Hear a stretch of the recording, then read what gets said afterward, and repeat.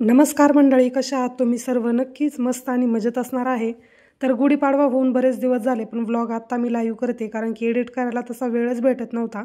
याआधी राम घरी गेल्यानंतर आम्ही त्याला ज्यावेळेस घ्यायला गेलो होतो त्यावेळेचा सुद्धा व्लॉग पेंडिंग आहे, पण म्हटलं चला गुढीपाडव्याचा फ्रेश असा व्लॉग तुमच्याबरोबर शेअर करावा म्हणून आता एडिट करून हा पोस्ट करत आहे. तर गुढीपाडव्याच्या तुम्हा सर्वांना सर्वात आधी खूप साऱ्या शुभेच्छा. कम्युनिटी पोस्ट करायला सुद्धा मला त्या दिवशी वेळ भेटला नव्हता कारण की बिझनेस म्हटलं की अर्जंट कामसुद्धा येतं सणामुळे, तर तशीच काहीशी धांदल उडाली होती. तर चला हे सर्व आपण बाजूला ठेवूयात आणि सणाचा जो दिवस होता तो माझा कसा गेला ते थोडक्यात तुमच्याबरोबर शेअर करते. सकाळी लवकर उठून इथे सुरुवातीला मी दूध तापवत ठेवलं होतं. सण असला की पोळी बनणार हे माझं फिक्सच असतं. बहुतेक तरी सर्व सणांना मी पोळ्या बनवते, फक्त कधी जास्तीचा वेळ नसला की मग असं पुरी भाजी असं काहीतरी वेगळं बनवते, म्हणजे जे की झटपट आणि थोडक्यात बनतं असं. तर आज बनवायचा होता पुरणपोळीचा स्वयंपाक. सकाळची सुरुवात एक गरम अशा पाण्याने करते कारण की तब्येतीचा तर खूपच मोठा प्रश्न झाला आहे. पण चला आता स्टेडीली का होईना पण आपण वजन कमी करायकडे जरासं लक्ष देऊयात असं मी नवीन वर्षी ठरवलं होतं. तर त्याचीच ही एक छोटीशी सुरुवात होती.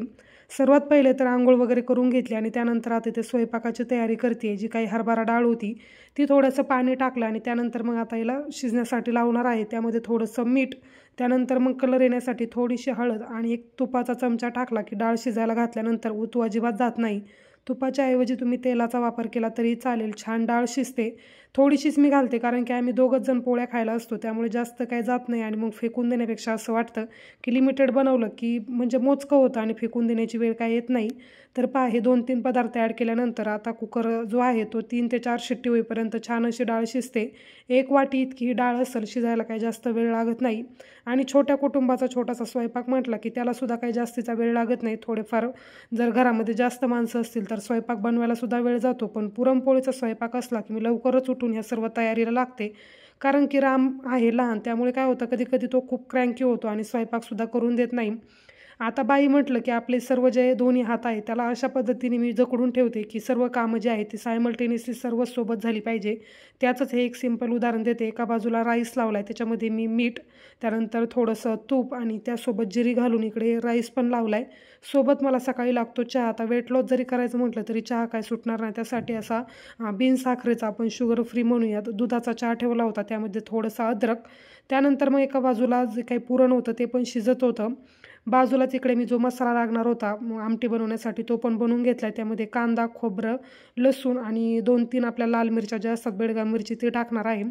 सोबतच इकडे कणिकसुद्धा भिजवून घेतले. म्हणजे आता बेसिक जी सर्व तयारी आहे ती माझी होतच आली आहे. फक्त आता बाकी पूजा वगैरे याच्याकडे थोडंसं लक्ष द्यावं लागेल, जेणेकरून की ते पण होईल आणि राम जरी उठला मग तरी काही प्रॉब्लेम येणार नाही. इकडे पुरण जे होतं ते पण शिजून झालं. त्याच्यामधलं जे काही आमटीसाठी लागणारं पाणी असतं ते बाजूला काढून घेतलं मी. याला एक्झॅक्टली काय म्हणतात आता ते मला आठवत नाही. नेमकं व्हिडिओचा एडिट ज्यावेळेस मी करते त्यावेळेस तुम्हाला माहीत असेल तर नक्की कमेंट करून सांगा. आणि मग आता राम पण उठला होता, त्याचं पण आवरून घेतलं. बाहेर मी मोठी रांगोळी काढणार होते, पण राम उठल्यामुळे ते काही पॉसिबल नव्हतं. मी थोडीशी काढली पण राम खूपच जास्त क्रँकी व्हायला लागला आणि जे मी करते ना तेच त्याला करायचं असतं, त्यामुळे मग बाहेरचं जे काही मोठ्या रांगोळी काढण्याचा प्लॅन होता तो स्किप केला. ऑलरेडी मी गुगलवरून फोटो वगैरे घेऊन ठेवले होते की कशा पद्धतीने डिझाईन काढूयात, पण ते काही पॉसिबल झालं नाही. त्यामुळे जिथे गुढी उभारायची होती तिथे छोटीशी अशी रांगोळी काढून घेतली. त्यामध्ये रामची मला बरीच हेल्प झाली, त्याच्याच हाताने मी इथे काढून घेतली. सोबतच आता इकडे हार बनवायला सुद्धा घेतलं आहे. एक दिवस आधीच जे काही गुढीसाठी लागणारं सामान होतं ते मी सर्वच घेऊन आले होते. सण असला की एक दिवस आधीच तयारी करायची, म्हणजे जे काही तुम्हाला घालायचं असेल ते सर्वच गोष्टी. आता मी तुम्हाला सांगते पण यामधलं माझं काहीही झालं नव्हतं. फक्त जो काही सामान लागतो गुढीसाठी म्हणजे गुढीमाळ, हार वगैरे हे सर्व गोष्टी आणल्या होत्या. फक्त जी काही साडी मला वेअर करायची होती त्यावरचा ब्लाऊज मी स्टिच करणार होते, पण मला वेळच भेटला नाही. एक दिवस आधी म्हणजे 3 ब्लाऊज अर्जंट होते, त्यातले 2 झाले आणि तिसरा जो होता तो त्यांनी कॅन्सल केला काही कारणानिमित्त. त्यामुळे मग मला थोडीशी फुरसत मिळाली की चला आता मी माझ्यासाठी एक ब्लाऊज स्टिच करते, जी की साडी मी तुम्हाला ऑलरेडी व्हिडिओमध्ये दाखवली होती. पण नंतर कामाचं नियोजन असं काही झालं कारण की गुढी जिथे उभारायची होती ती बाल्कनी साफ करणं पण गरजेचं होतं. मग तिकडे बाल्कनीमध्ये साफ करायला गेल्यावरती कांदे, लसूण हे सर्वच मी तिथे ठेवलेलं होतं. मग म्हटलं चला हे पण निवडून घेते आणि मग बाकी गॅलरी वगैरे क्लीन करा, घर क्लीन करा, किचनचं थोडंसं आवरलं कारण की सण असला की घरसुद्धा प्रसन्न पाहिजे. यामध्ये बराच वेळ गेला. नंतर संध्याकाळी मग मी इतकी जास्त दमले होते, कपड्यासाठी जी आहे ती मशीन लावली कारण की बरंच बेडशीट हे ते सर्वच वॉश करून घेतलं आणि मग नंतर कंटाळा आल्यामुळे मग ब्लाऊजचं काम काही झालंच नाही. त्यामुळे माझा ब्लाऊजसुद्धा स्टिच झाला नाही. खूप वाईट वाटत होतं, पण म्हटलं चला त्यानंतर मग नऊवारी साडी म्हटलं घालावं, पण नऊवारी साडीवरचा ब्लाऊज काय मला येतच नव्हता.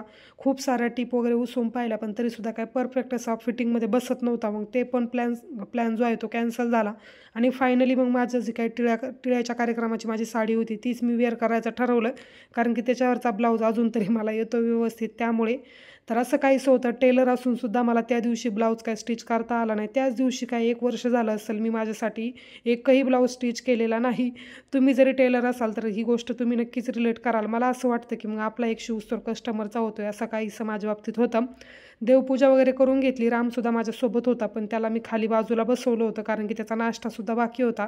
त्याच्यासाठी मी नाचणी सत्व झटपट बनवलं होतं आणि नाचणी सत्व मी याच्यासाठीच ठेवते की एखाद दिवशी जर मला वेळ नसेल तर झटपट त्याचा नाश्ता करता येतो, किंवा संध्याकाळच्या वेळेस जर जास्त वेळ नसेल असं काहीसं नाचणी सत्व असलं की सोपं जातं.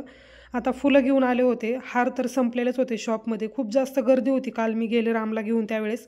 त्यामुळे फुलं घेऊन आले होते आणि शेवंतीची फुलं तर मला कलर खूप जास्त आवडतो फुलांमध्ये. व्हाईट किंवा असे पर्पल, लव्हेंडर, पिंक कलरची फुलं असतात आणि खूपच सुंदर दिसतात. हार बनवून घेते. रामला ना मी यांच्याजवळ खेळण्यासाठी ठेवलं होतं, त्यामुळे तो तिकडेच बिझी होता. त्यामुळे माझं काम पटपट आवरत होतं आणि दोघंजण घरी असलं की एकजण रामला पाहणार आणि एकजण काम करणार. हे खूपच म्हणजे खूप इझी होतं आणि कामंसुद्धा पटपट आवरतात. हार करायला जास्त काही वेळ लागणार नाही आणि छोटासाच बनवायचा होता. जिथे गुढी उभारायची होती ना, तिला गुढीला लावायला झाला तरी चालेल अशा पद्धतीने हार बनवून घेतला आणि त्याला आता छोटंसं लटकन बनवते. जी काही छोटी झेंडूची फुलं होती ना, त्याचंच मी असं लटकन बनवलं, जेणेकरून की एक व्यवस्थित जो काही हाराचं स्ट्रक्चर असतं ते व्यवस्थित दिसेल आणि मग हार तयार होईल.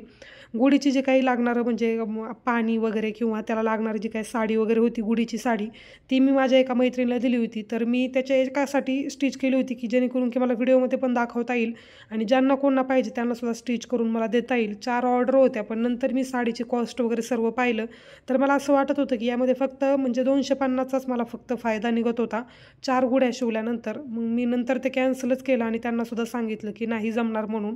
आणि घरी रामला पण आणायला जायचं होतं तर पॉसिबल झालं नसतं. आणि जी माझ्यासाठी मी शिवली होती खणाची, ॲक्च्युली माझी आजी आहे ना, तिच्याकडून तो खणाचा पीस आणलेला होता आणि खूप दिवसापासून माझ्याकडे होता, त्याचीच मी स्टिच केली होती. 1 मीटरचा तो कपडा होता, पण थोडंसं ॲडजस्टमेंट करून अशी लांबीला थोडीशी कमी झाली होती, पण व्यवस्थित छान वाटत होती. पण तीसुद्धा माझ्या मैत्रिणी घेतली, त्यामुळे मग माझ्याकडे काही ऑप्शनच नव्हता आणि शिवावं एवढं काय माझ्याकडे वेळ पण नव्हता. जी काही माझी नवीन साडी होती ना, तिचीच मी इथे आता गुढी बनवणार आहे. हीच साडी जी होती ती मला वेअर करायची होती आणि यावरचाच ब्लाऊज मला स्टिच करायचा होता. पण चला आता म्हटलं गुढीसाठी पण नवीन साडी पाहिजे. तशा होत्या माझ्याकडे 3-4 ज्या काही आधीच्या होत्या त्या, पण म्हटलं ही साडी छान दिसेल आणि पैठणीचा लुक आणि ट्रेडिशनल सण आहे आपला, नूतन वर्ष आहे, तर म्हटलं हीच साडी त्याला लावते. तर अशा पद्धतीने जे काही प्लीट्स आहेत त्या पाडून घेतल्या आणि त्यानंतर मग पिनने सिक्युअर करून घेते त्याला आणि छान अशी गुढीची तयारी म्हणजेच गुढीची साडी जी आहे ती माझी तयार होईल. रामलासुद्धा साईड बाय साईड मी तयार केलं होतं. जो त्याचा नवीन शर्ट घेतला होता फॉर्मल तो त्याला वेअर केला आणि त्यानंतर मग अशी छान अशी ट्राउझर घातली आहे.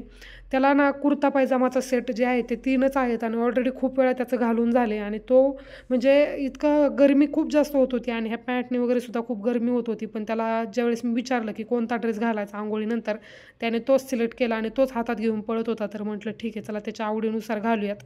तरी ते छान अशी गुढी उभारली, गुढी माळ वगैरे लावली. त्यानंतर मग पुरणपोळीचा स्वयंपाकसुद्धा लवकरच झाला होता. 1-1.5 तासामध्ये स्वयंपाक होऊन जातो, जास्त काही वेळ लागत नाही आणि पुरणपोळीचा स्वयंपाकाचा मला कंटाळासुद्धा येत नाही. हे खरंच मी सिरियसली सांगते, कारण की मला खूप जास्त चॅलेंजिंग वाटायचं आधी, पण आता सुरुवात इतकी लागली की मी कोणत्या सणाची वाटसुद्धा पाहत नाही. जेव्हा मला वाटेल त्यावेळेस मी पुरणपोळी बनवत असते. वीकली मला एकदा जरी पुरणपोळी खाऊ घातली ना कोणी तरीसुद्धा मी खाईन, असं काहीसं माझं प्रेम आहे पुरणपोळी बाबत. आणि सोबत आमटी भात बनवला होता. कुरडई भजी वगैरे हे काही तळणीचा पदार्थ मी काहीच केलं नव्हतं, कारण की डिसाईड केलंच होतं की आता वेट लॉस करायचं म्हणून. खूप जास्त म्हणजे असं हार्ड डाएट वगैरे नाही फॉलो करणार, पण जे काही पोर्शन कंट्रोल असेल किंवा ऑइली पदार्थ वगैरे ह्या सर्व गोष्टींमध्ये जरासा कंट्रोल ठेवायचा असा विचार केला आहे. आता पाहूयात कुठपर्यंत जाते. जसं होईल ग्रॅज्युअली माझं वेट लॉस त्यानुसार मी शेअर करेलच. इथे छान अशी पूजा केली, अशा पद्धतीने मी तयार झाले होते. यांना व्हिडिओ शूट करायला सांगितला, पण राम काही कोऑपरेट करून देईना आणि सारखा मोबाईल मागत होता. त्यामुळे त्यांना म्हटलं की राहू द्या, जेवढं केलं तेवढं, कारण की मग आपण कामामध्ये व्यस्त राहायचं आणि मुलांना मोबाईल द्यायचा. आणि रामला तर मोबाईलची इतकी जास्त सवय लागली ना, तीसुद्धा मी कमी करते.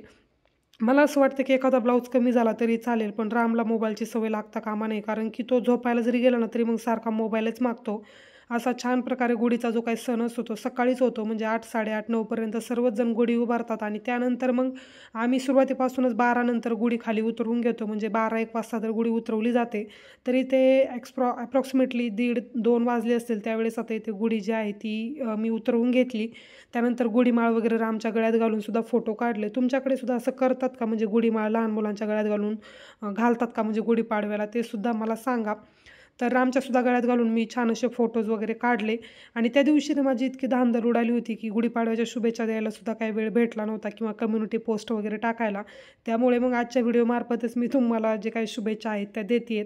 तर आता इथे गुढीची साडी वगैरे उतरून घेतली आणि त्यानंतर मग आपल्या ॲज युज्युअल जसं डेलीचं रुटीन असं तेच होणार आहे, कारण की मला ब्लाऊजचं सुद्धा काम होतं तर तेच मी आता करणार आहे. सोबत मग थोडंसं बाहेर गेलो होतो तर ते काही मी जास्त शूट केलं नाही. बाहेरून आल्यानंतर मग माझं ब्लाऊजचं काम घेतलं होतं. तर हे जे शिवलेले ब्लाऊज आहे ते तुम्हाला मी नेक्स्ट व्हिडिओमध्ये दाखवते. बाकी व्हिडिओ कसा वाटला ते मला कमेंटद्वारे कळवा. आवडला असेल तर लाईक करा आणि हो, चॅनलवर जर तुम्ही नवीन असाल तर प्लीज चॅनलला सबस्क्राईब करा. भेटूयात आपण अशा छानशा नवीन व्लॉगमध्ये. तोपर्यंत तुम्ही सर्वांनी स्वतःची काळजी घ्या. So take care friends.